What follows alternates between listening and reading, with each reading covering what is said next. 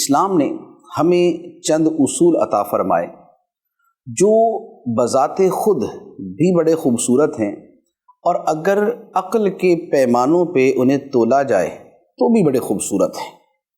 احادیث طیبہ اس طرح کی موجود ہیں جن کے بارے میں علماء نے لکھا ہے کہ یہ احادیث دین کے ذخیرے میں سب سے زیادہ قیمتی ذخیرہ ہے، اور دین کے اصولوں میں ان کی بڑی اہمیت اور مرکزی حیثیت ہے۔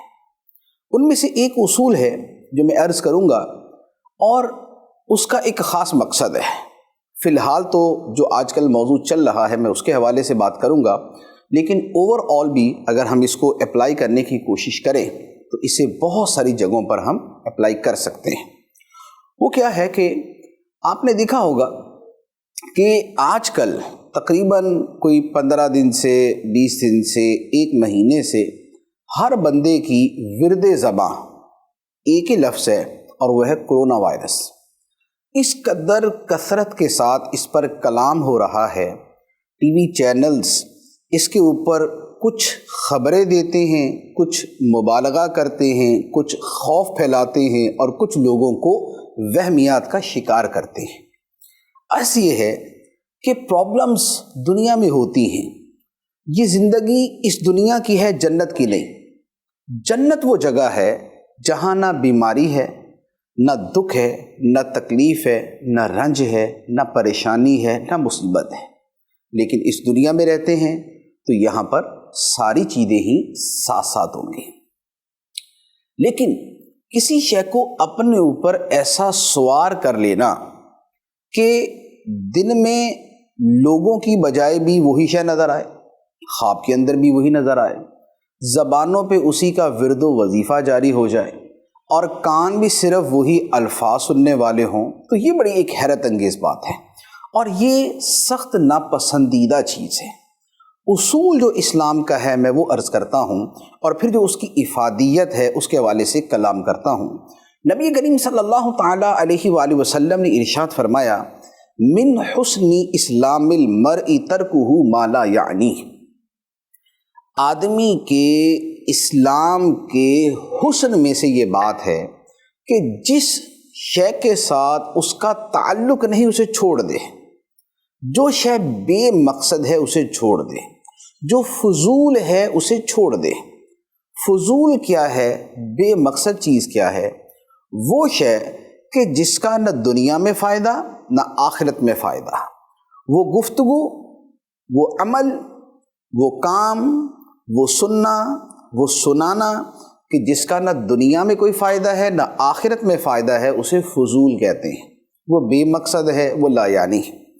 ہماری گفتگو میں اس طرح کی چیزوں کی بڑی کثرت ہے، جیسے یہی جو میں مثال عرض کر رہا ہوں کہ کرونا وائرس کا معاملہ یہ ہو چکا ہے کہ اگر دن میں 100 میسیجز وصول ہوں تو آپ یقین کیجئے کہ 80 میسیجز ان میں سے اسی کے بارے میں ہوتے ہیں۔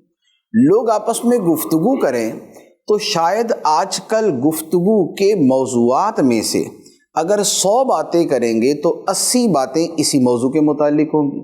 اگر فون کالز کریں گے تو کوئی مقصد ہو نہ ہو، لیکن موضوع سخن یہی والا موضوع بنا ہوا ہے۔ تو اتنی کثرت کے ساتھ بے مقصد اس کی بات کرنا، یہ لغو میں، فضول میں اور لا یعنی میں آتا ہے۔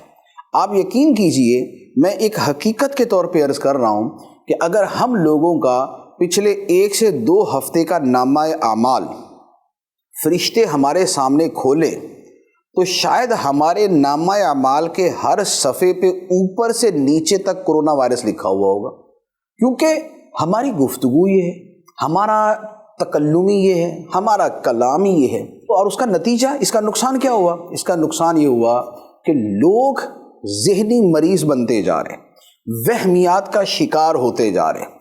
ایک دوسرے کو ٹچ کرنا تو دور کی بات ہے، دوسرے کو دیکھتے ایسے ہیں کہ جیسے یہ موصوف ہی کرونا وائرس ہے، یہ انسان نہیں ہے، یہ خود وائرس ہے۔ ارے میرے بھائی، اس کو اتنا سر پہ سوار کرنے کی کیا حاجت ہے؟ اس کو اتنا موضوع کلام بنانے کی کیا حاجت ہے؟ تھوڑا سا کوئی توکل کا ذہن رکھے، کوئی آخرت کی فکر رکھیں، کوئی اپنی زبان کی گفتگو کی پرہیز کی طرف توجہ کریں، کوئی لا یعنی کلام کرنے نہ کرنے کے احکام کی طرف دیکھیں اور اس طرح کی چیزوں کو تھوڑا سا مائنس کرنے کی کوشش کریں، کچھ ریڈیوس کریں۔ تو یہ ایک بڑی اہم چیز ہے۔